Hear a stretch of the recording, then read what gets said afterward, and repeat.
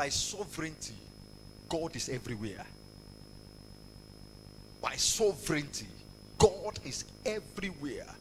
But hear this, God is not active everywhere. God is everywhere. Psalm 139, 7 and 8. David speaking. He said, whither shall I go from thy spirit? Or whither shall I flee from thy presence? Whither shall I flee from thy presence? Then he went on to say, he said, if I ascend into heaven, thou art there. His presence is there. If I make my bed in hell, he said, behold, thou art there. God is everywhere. Whether you want him or not, God is everywhere. He created all things. He filleth all things. But the difference is that God is not active everywhere. He doesn't walk everywhere.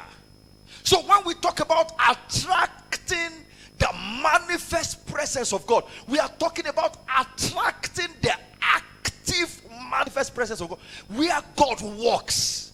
Where God does not just sit. Where God does not just occupy. Where God walks. And when he works signs and wonders. He does mighty things. He does terrible things. Mark 16:20. And they went forth and preached everywhere. Look at that. The Lord walking, not walking, walking. God was active.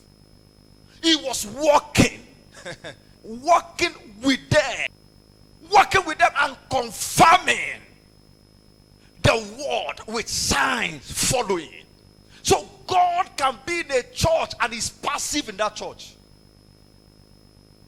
And God can be in another church and he is active in that church. So when God is active in a church, or when God is active in the life of a man, that is when we say that that man carries the manifest presence of God. Where God is not passive but active, walking. No wonder Jesus said, my Father walks, I walk also. In other words,